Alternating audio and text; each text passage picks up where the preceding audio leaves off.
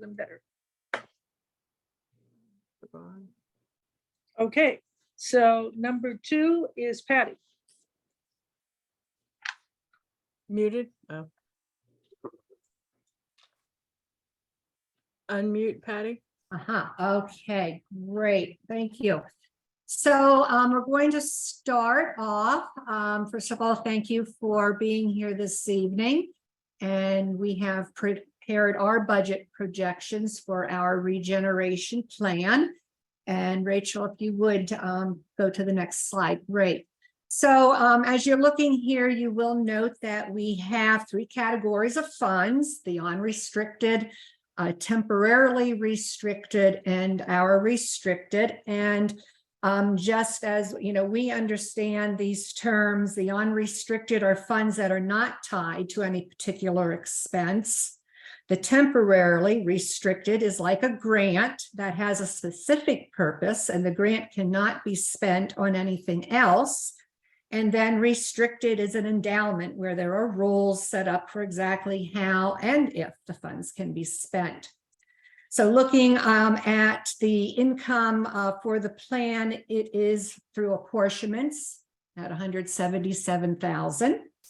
And 4.5% of the board and leadership investment fund. And that gives a total of $210,000. While there may be additional unrestricted funds from donors that come in, we are only counting on the committed fund. In addition, there is $22,000 of temporarily restricted funds from this year's MOSLR fund that has been earmarked for the Consulting Leader Program. And there's more on this on the next slide.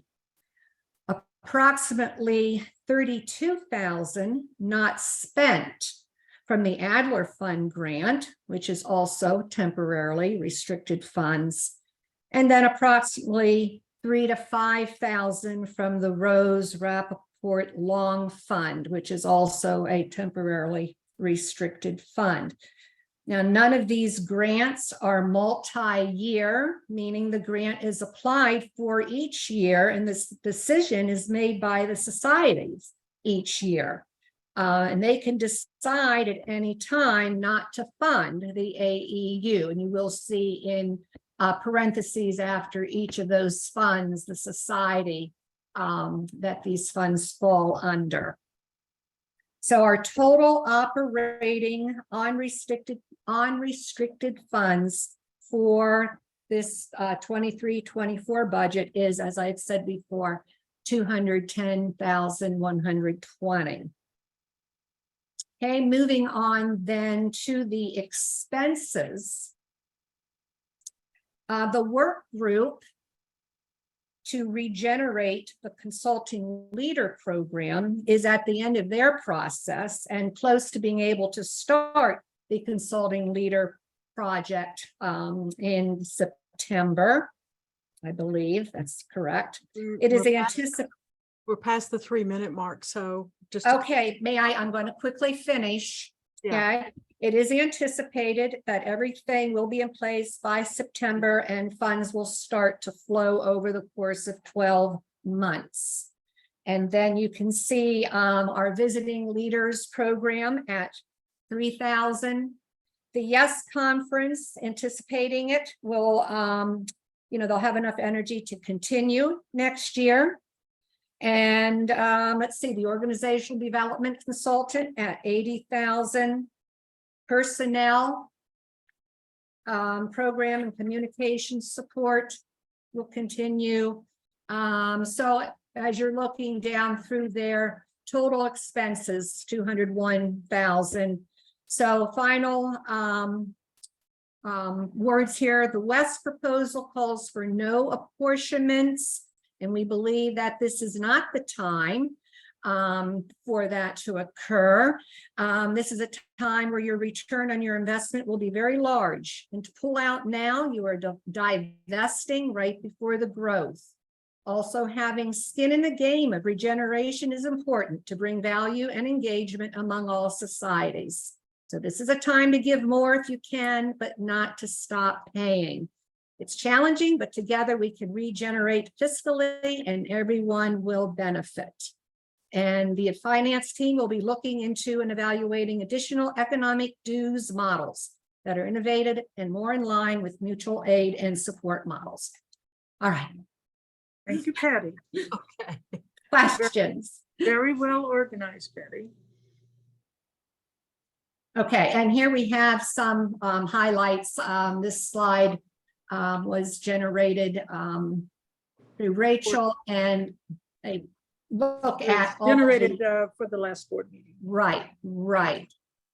And So Rachel will put those slides, if anyone wants to see those slides in more detail, she will put those, well, I thought down in the chat, but you don't have the chat going. we can send them out. Okay, great. So we do have one presenter not coming, so everybody could have an extra minute if they need it. We're fine. So that gives everyone 11 minutes, Carolyn. Okay, questions for Patty? Sarah has her hand up. Sarah, Oh, thank you. I just wanted to clarify that the motion to reform the AAU doesn't eliminate apportionments. It just makes them optional. It doesn't assume that there will be any, but that's an assumption. So it doesn't eliminate them. It makes them voluntary. Thanks. Okay.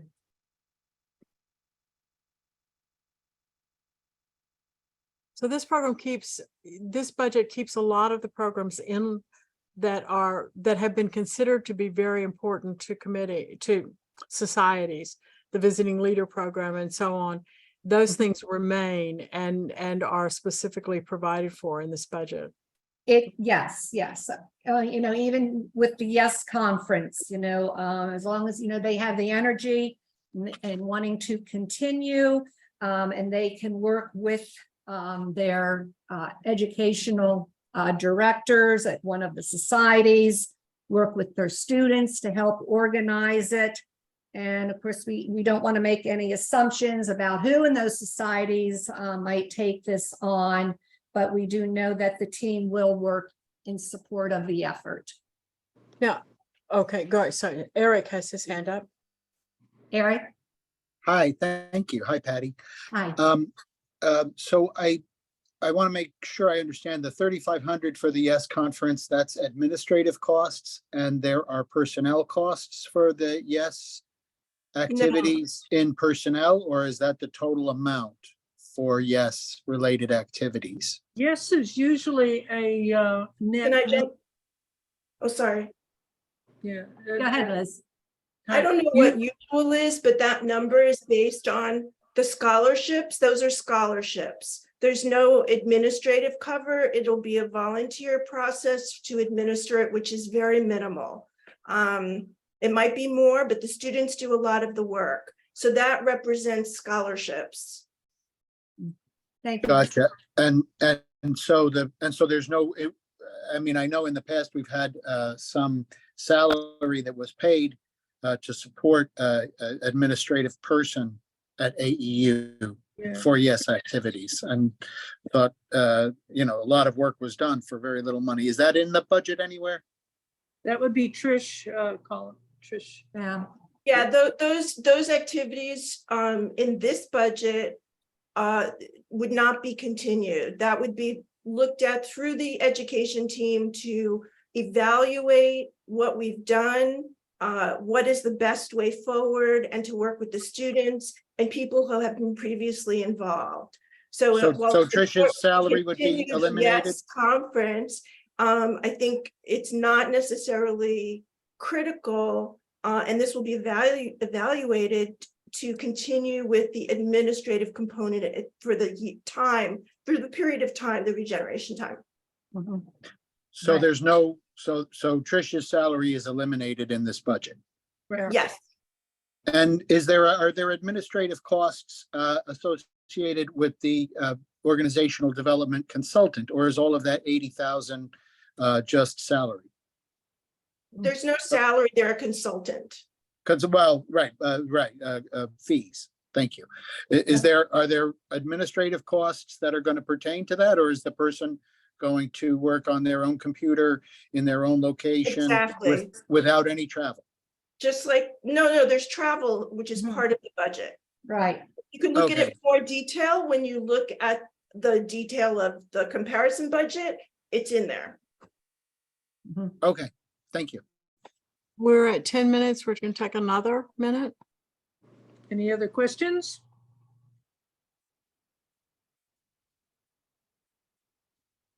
Okay, we can move on then to Northern Virginia, Hank.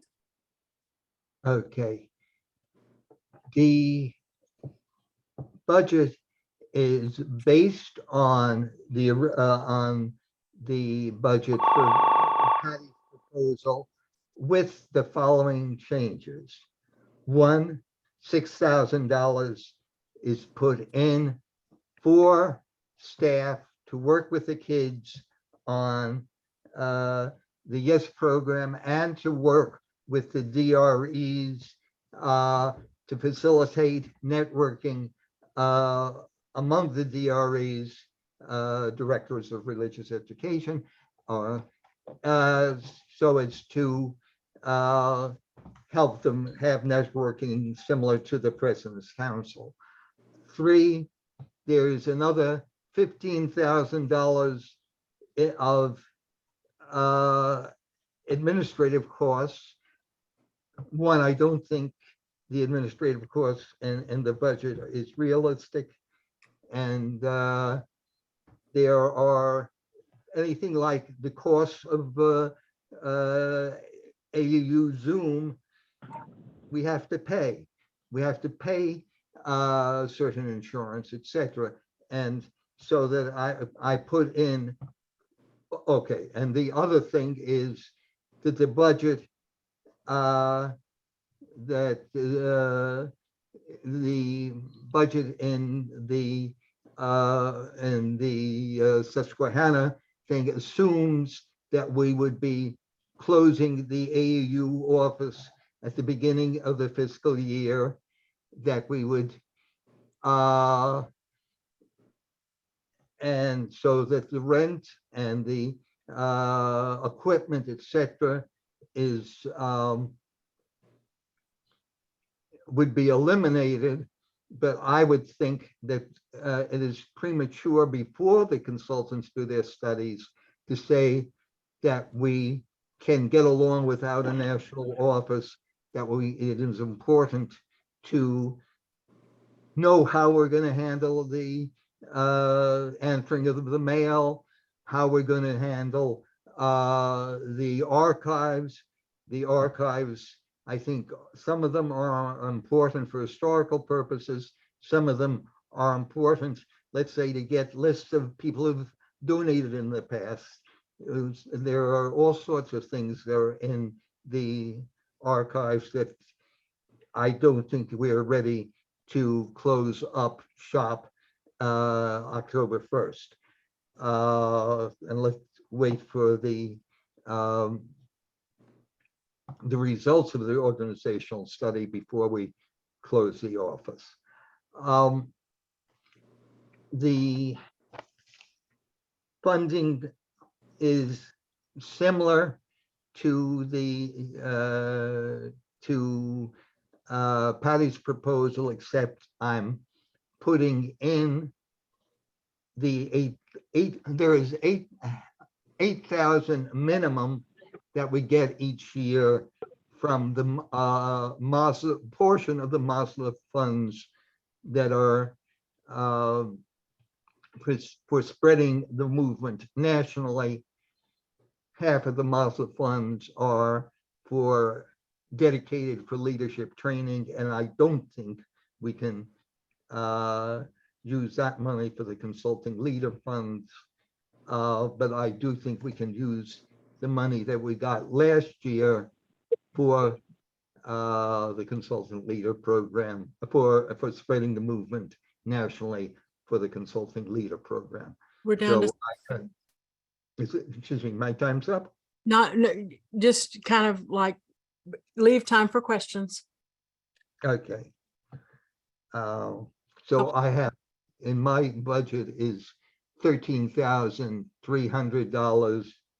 Maybe 13,000, well, okay, 13,000 from unspent funds that are restricted. And in addition, I put in a contingency item, two contingency items. One, if there are any current leaders in training who have not completed their leadership training, we would continue to finance completion of their training, and that would be eligible under either Mosler or Adler. And I put in a contingency fund for in case we want to have a virtual assembly.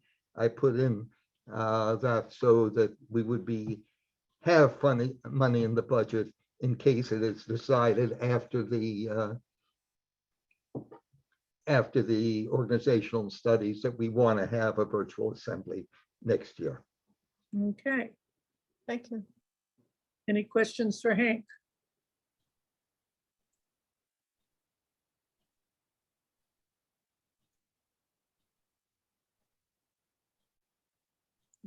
Let me raise, this is, your budget builds off of the Susquehanna proposal, but funds staff support for certain programs like the youth program, and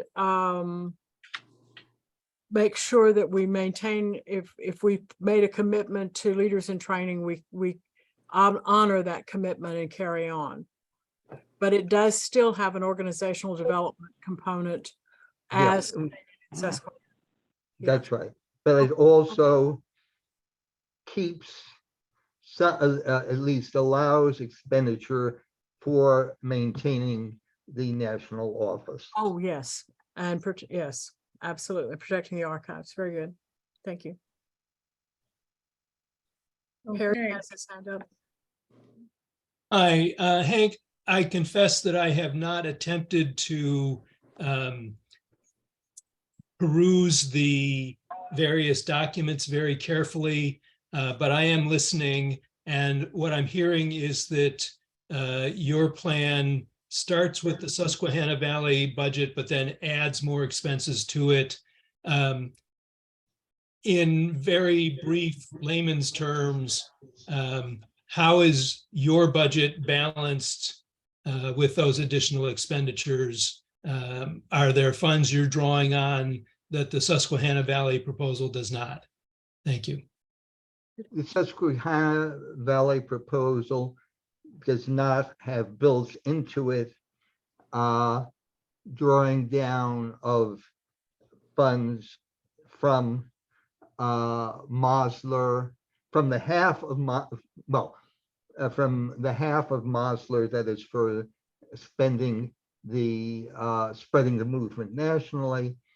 I've put in some unspent funds from a Rappaport. I've put in the funds that we will get and that we've gotten every year, which is from the Mosler bequest. From the portion of the Mosler bequest that is for spreading the movement nationally, I have not used the proportion of the Mosler fund for leadership training because I think we're doing we have drawn down enough funds from Adler from last year that we would cover anything we're doing as far as training leaders. And so I'm maybe stricter in terms of interpreting the wills than Patty's proposal. Thank you. Rachel has her hand up. Thanks. Hank, if you don't get the money from Mosler, since you have to apply for it, what is another option to, what would be plan B? We don't have to apply. Maslow bequest has to go, or at least half of it has to go for spreading the movement nationally. It's in the will. And the other half has to go for leadership training, or we can't use it. So I don't think that we need a plan B. That is, we've gotten Muslim money every year, and we've used it or tried and used it in accordance with the stipulations in the will. So through the tenacity of Rachel, we unpacked the Mosler Fund, and much to my surprise, we found out that these checks are written to the New York Society for Ethical Culture. So we've got all the paperwork from these trusts, again, that I sent, so Rachel would understand it, to be able to explain to current and whatever we need to on how these monies work. So now that NYSEC understands it, it is a grant from NYSEC. So it does have to be requested. The stipulations that you're saying is absolutely correct. One is to be used for furthering the movement, a project that would require a woman or a minority to come up with an idea. It's bid on, and that's been a tradition at 8U, but it does come to NYSEC, and it is a grant to 8U. The second, and last year they were 10,000 each. The second Mosler is for leadership development, but both would need a request from the 8U board. Okay, and I have not taken the one for leadership development because I understand that aside from the continuation of anyone who hasn't been funded previously, we are not taking in, or the proposal would not take in any new training. Okay, Okay, somebody needs to mute. Okay, we're out of time for that. okay. So some of this is at least clearing up our finances a little bit, so we understand Yes. them better. So the next would be Sonia for the second from Washington. Yours is called Reform. So this one is called Reimagining the AEU as a society-led organization. Okay. The idea here is that it radically strips down the functions of the American Ethical Union and instead has the societies taking the leading role. It eliminates the apportionment system entirely, which of course reduces the income of the AEU. Perhaps the societies might choose to spend this money in other ways. As Liz was just alluding, for example, the New York Society is not actually obligated to provide the Mosler funds to the AEU to disperse. The New York Society could decide to do that itself, just as an example of how societies could take a leading role in this proposal.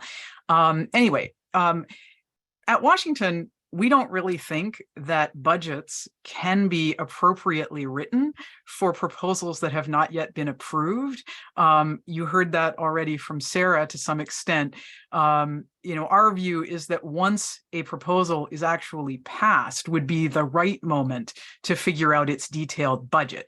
However, this proposal does have some financial stipulations, and there's a rough budget appended to the end of it in order to allow you to visualize what is intended. So what this one does is reduce what the AEU is actually spending money on in the proposal to essentially a bare minimum of administrative expenses without the utilization of any staff, right? So that the administrative expenses involved are things like paying for the website or paying for the donor perfect system that the board would then use to manage donations, paying for insurance, which needs to continue, that sort of thing, as opposed to paying for a lot of the existing expenses. This is accomplished by drawing from what is likely to be the AEU board fund in this case.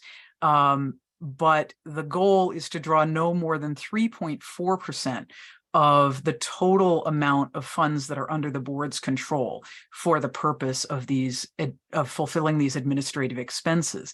Any other funds that the AEU received, for example, from the Adler Fund, the Mosler Fund, the Rappaport Fund, et cetera, would be used for the purpose of doing things like leadership training, or if there were grant requests that came from societies to do particular things that would be in the interests of the movement as a whole, that would be what any additional funds would be used for. So they would not be used for the running of the AEU under this proposal. Open for questions.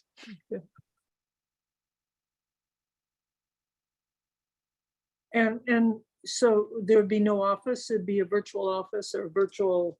Exactly. So one of the things this proposal would do is task the board with winding down the office, such that NYSEC would be able to reclaim the space and use it, and rent it out or use it for its own purposes.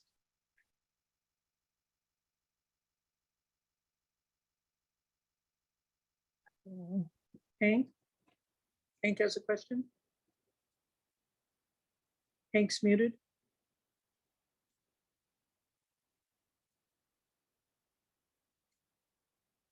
It's gonna get, yeah.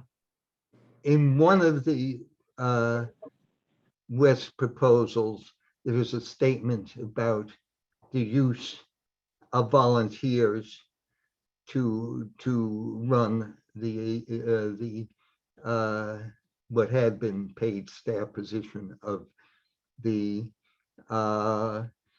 and one, I question whether we would be able to get in today's years of women working, etc., that number of volunteers to be able to carry forward any project.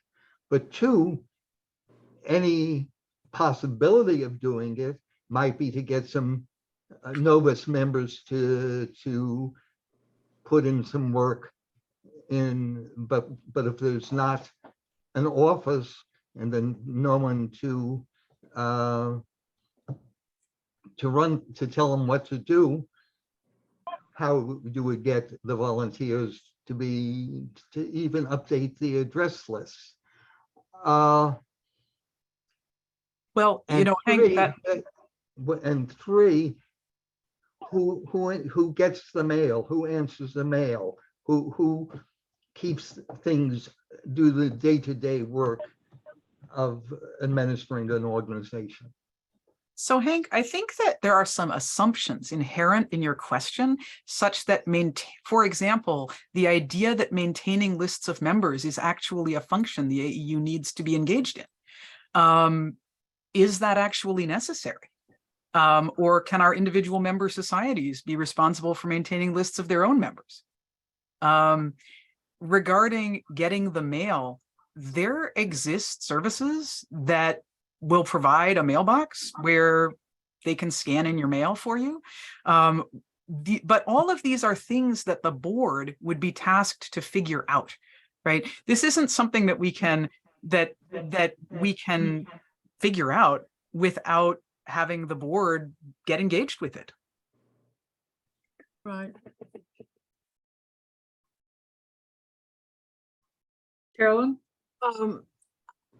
Just to confirm, I've got too many screens open. So this is gonna have, is a part of this proposal also postponing the budget and the election to a later assembly, right? So Wes also proposes postponing the budget to a later assembly, right? And so what is envisioned here is that the board would have time between now and a second assembly to come up with a detailed budget based on whichever proposal passes the assembly on the 29th of July. True, that, I guess the reason I was asking specifically in relationship to this scenario is that we are hearing from various board members, and we now know, given the uncontested races, whatever, we know how many people, who's going to be on the board, except for one yet to be appointed representative from the National Leaders Council with the shift that whatever. So we have a sense of who, and we've been hearing from some of those folks that there's already a lot of work to be done in AEU.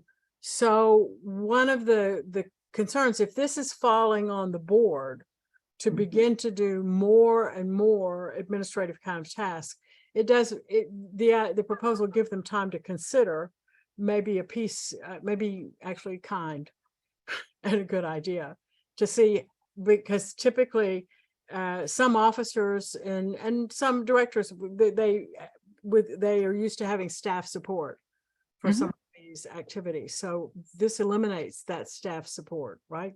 That's true. It does. Yeah. Yeah. Everything that you have just said is accurate, right?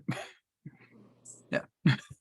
So your proposal would be like 3 months? Is there a time frame in this, or just proposed later? Well, so this proposal doesn't have doesn't say anything about about having a second assembly. There are other proposals out there about when to schedule a second assembly. Personally, I had hoped the board would see fit to schedule a second assembly upon seeing how many different proposals there were and how much, how they might each have their own implications to be worked through, but the board didn't see fit to do that. So, okay, so Liz, I have my hand up. sorry, go ahead. Okay, sorry. I was wondering, let's see, if there's actually a future focus on this proposal. I have a couple of questions. This is my first one. So what is the reform? I mean, you call it, but what exactly is reform? This seems like minimizing, becoming smaller, having less capacity. I'm not sure how it, yeah. Sure. So this is a budget forum, right? This isn't a forum about the proposal itself. This proposal isn't called reform of anything. It's called reimagining. But I agree with you that I mean, I'm not trying to just make this about words. A budget tells a story about Sure. Yeah. And so I'm asking you what the story is on your terms. Yeah. Sure, I'll be happy to tell a story. So as I said in the proposal about resolution, or in the meeting about resolutions the other day, one of the concerns is that our member societies may not actually desire to spend their time and energy at this moment in time on figuring out a dramatic new direction for the AEU. They may not be able to agree on a direction that involves doing a lot of new things.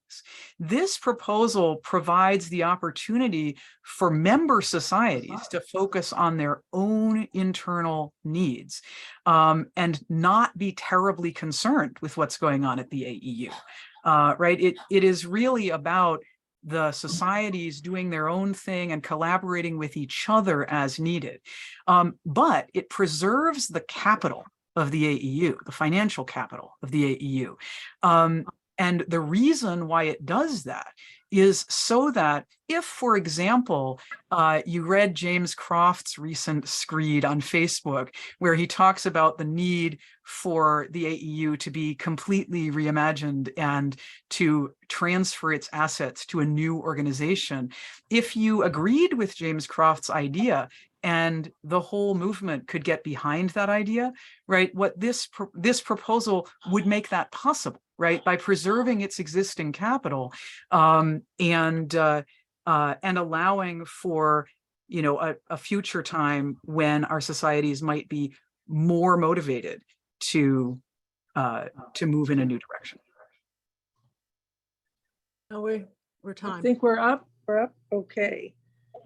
And I think our last is Kurt. Kurt, I see you're driving somewhere. I'm parked here. Can you hear me? Yeah. Okay. Yeah, apologies. The Bergen Society oversees a summer youth core program of 20 people. So we've been out building a bridge and I'm just getting back. So sorry about that. Once again, kind of like what Sonia was just talking about, we need to reimagine what the AU is going to be like.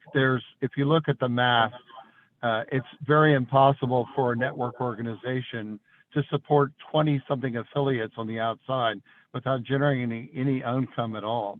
That's just a total mistake. The way affiliate organizations work is the money should be coming out of that kind of coordinated organization, not us investing money into it. But this proposal, there's the Bergen proposal, and we sent a budget with the side-by-side, is that we would help raise the capacity of each of the societies to better manage the funding that they have. The AU cannot do that work for you. Each of your own societies has to learn to do that work. So we're asking for us to all kind of collectively, like in our congregational polity, it's something like a buyers club, all pay for training together to raise our capacity to generate additional income, to create grants that we can then hand out to each of the societies, to create a national ethical action project, and to create a grant writing pool. Each of the societies has to raise its ability to generate income. The focus here is wrong because we're all spending time and energy thinking about how to build up the AU without really thinking about the work that needs to be done at the societies. So our proposal focuses on the societies and the work that we can do in the providing and training that we can. There's more than enough money in the budget for us to currently run all of the functions of the AU. If we just take out executive director, which we don't need, which several people suggested we don't need, and also this organizational consultant, which we also agree is not what we should do. An organizational consultant cannot do the work of building up the organic capacity of the societies. So in our existing budget, we use the apportionment to train, to build up the policy, to come in and help each of the societies be a part of the grant pool, and to just say to the AU that if you want additional money or spend additional money, you have to raise it, which is how network organizations work. So it's how do we invest not into the AU, how do we invest into the societies? And that's what the Bergen proposal in our budget says for us to do. If I can co-host, I'd be glad to display the budget for people to review. Yeah, it should have been sent around. Am I correct that you've already seen the side-by-side I have a proposals with copy. budgets? I think it's on the delegates' website. You can share the screen. So Eric. Thank you. And there's enough money in the dividends and interest currently in the existing accounts to cover all of the existing program. That's all the current salaries for all staff. That's still in our budget. That's keeping FES and the youth and all those programs, the visitor leaders program. There's only one leader in training and she's almost done. It asks us to put a moratorium on that until we reorganize, because part of what we need to do is have leaders in the future understand the social innovation model that we're pursuing at the Bergen Society, which is how to raise your own revenue streams that you need to do that. So you can see there, the only thing, we don't have an organizational development specialist, we don't have an executive director, we have those four things that are highlighted in purple there, which are the quarterly trainings that all societies will come in, learning social innovation, the model that now the Barna Group and several say the only way congregations can survive is if they change their the way they function. And then also for a national grant writing pool, a national grant writing, a national social action project, and micro grants to each of the societies, because once you learn these new tools, we hope then you will be able to do that within your societies.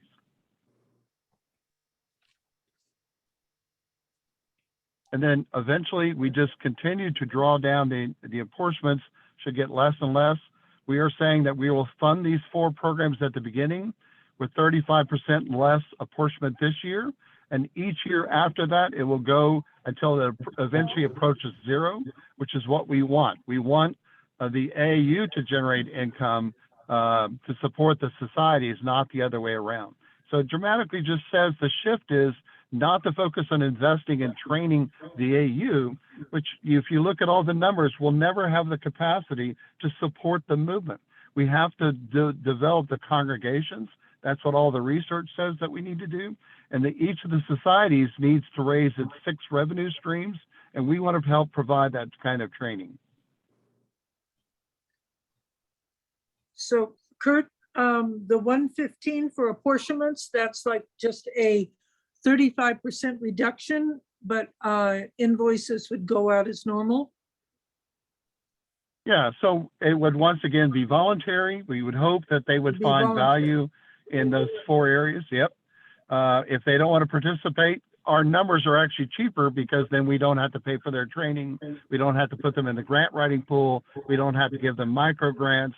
So if they don't want to participate, they don't have to. But actually, most societies will get a larger return on the investment by putting the money into this training so that we can raise the organic capacity of the societies to be more financially stable. The problem is that 73% of U.S. congregations are in debt. 73% of U.S. congregations. And if you look at all the models, it's just not sustainable. We cannot exist using just donations anymore. And so we need to be looking at these other revenue streams that other congregations and other denominations are doing and moving rapidly in that direction.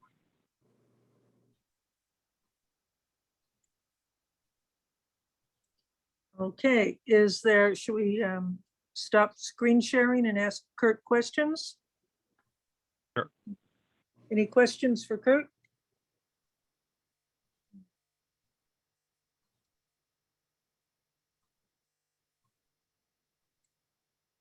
Okay. Okay. Any questions for anybody else? Let me just ask, I heard voluntary participation in the programs that you were suggesting that would build our capacity to become self-funding.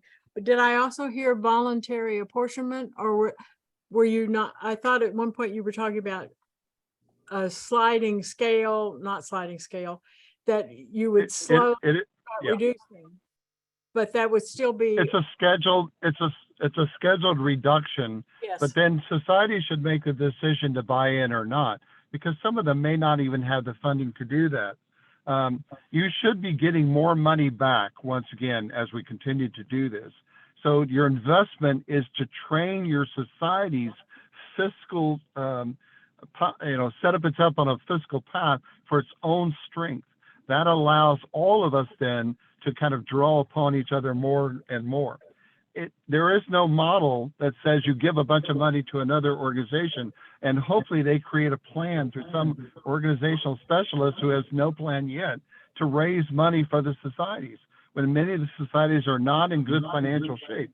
So we take a very strong view at our own ethical society. That's why we're raising money using and developing other revenue streams. Is the reason why we're running a huge course programs and things like that, to show that there's social innovation and focusing on problems like climate change, diversity, inclusion, and all of these things that we're doing at the Bergen Society. We would like to help train other societies how they can do that as well, and receive funding for that. Okay. Any other questions? You can ask anybody questions now. Yeah, Kurt, I have a question. What is your projection of the amount of money that will be raised in the first year for each of the societies? Because you're not raising money for AEU anymore, right? All the money is going to Bergen, or maybe I'm not understanding. No, none of the money is going to Bergen except the money Bergen raises for itself. each of these programs is just a program that each of the societies can eventually have. We are already running across the network all kinds of programs. What we'd like to do is to show you how to do what religious organizations frequently do, is to raise money using other kinds of revenue streams and Right, training but to that. In addition, yeah, the first year, Kurt, my clarify question is, in the first year, you know, and I don't want to ask for the second year, but what do you expect the income to be for the societies that engage in your program? we've raised in our first year of doing the $60,000 worth of income So for our this is your society on first grants year. alone. Wow.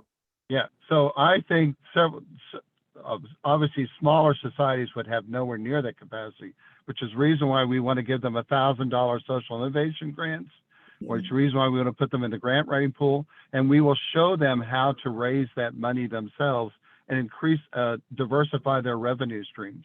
Because too many congregations are sustained only through donations, and if you do the math, that's not sustainable. That's why you no longer have a full-time leader. That's why you don't have full-time administrators. That's why you don't have a full-time religious education director, why you're cutting back on all your programs, because you're just not, it's not a good financial model. So we like to try and work together collectively, look at what these other denominations are doing, which are more involved in social innovation and social entrepreneurship, and how they're using investments in those kinds of programs to raise their organic capacity to sustain themselves through these other revenue streams, which is what we're trying to do at Bergen Society. And we'd love to work with other societies collectively to make that happen.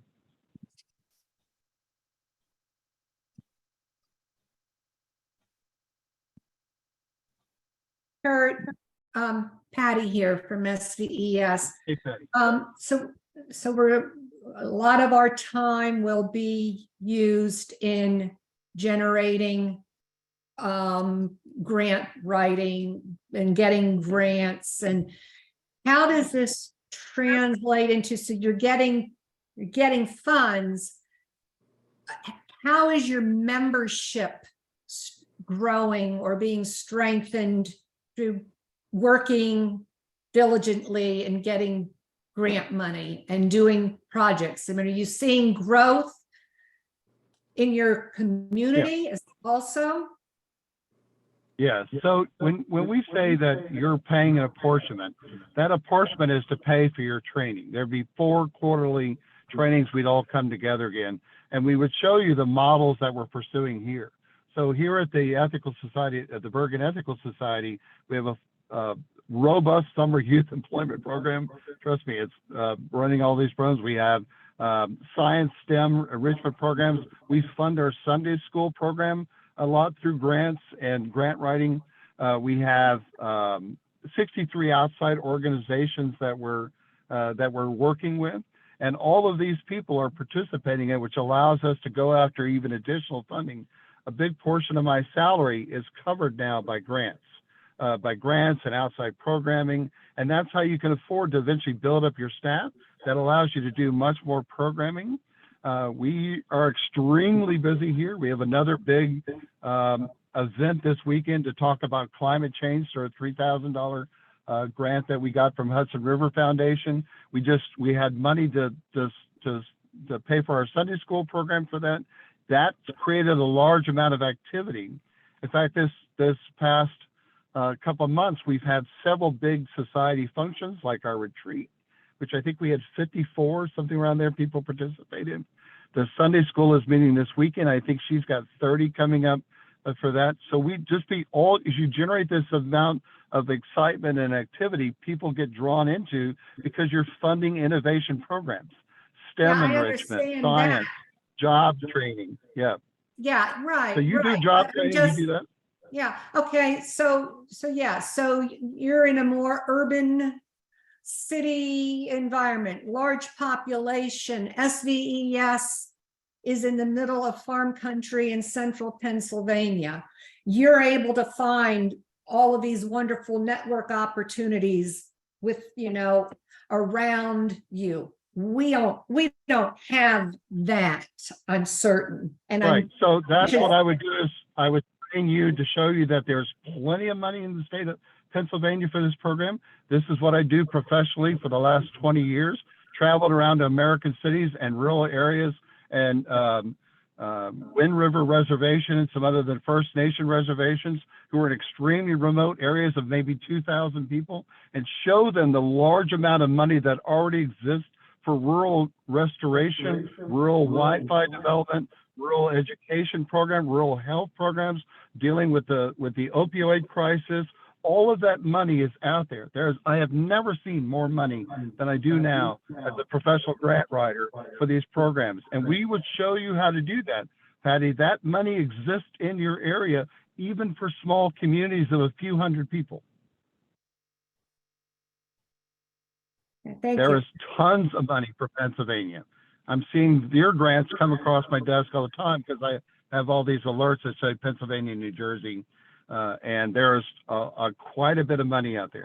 What we're going to do is to show you through these 4 workshops we would all go through, which are all paid for with your apportionment money. We get together saying how to write a grant, how to be a partner, how to create a social venture like dealing with the opioid crisis, dealing with climate change, dealing with STEM enrichment, Excuse me, because so many Kurt. kids have fallen behind, and Kurt. that brings people into the door. So, Who's that? Yeah. I do think you have a question, Rachel? Well, I wanted to say that there's an echo from your Bluetooth, but I think we're Oh. at time. Yeah, we're 7:15, so our meeting's till 7:30 if we don't have any more questions. Is there anybody else that wants to ask any of the presenters anything? So if not, shall we call it a day? I have one more Thank you all quick so much question. for Go, Harry, go ahead. And it does build on Patty's question, and that is this scalable? I mean, that's maybe what I heard in Patty's question is this scalable between small societies and larger societies? And that's something for us to ask for any of these budgets and any of these proposals. How do they scale? Okay, thank you. And I guess the big point is exactly what are we getting, even from this organizational development specialist, what are we getting? What would a society like the Bergen Society get from any of this that we don't already possess that knowledge and would be willing to offer to others? I don't want to just create more money to plan to get a plan. Let's start investing in us now. Okay, thank you, Kurt. All right, so Carolyn, I think we're done. We'll see everybody in different meetings on Saturday. So good night. Goodbye. Thank you so much. Okay. Well, Bye-bye. Wow, a meeting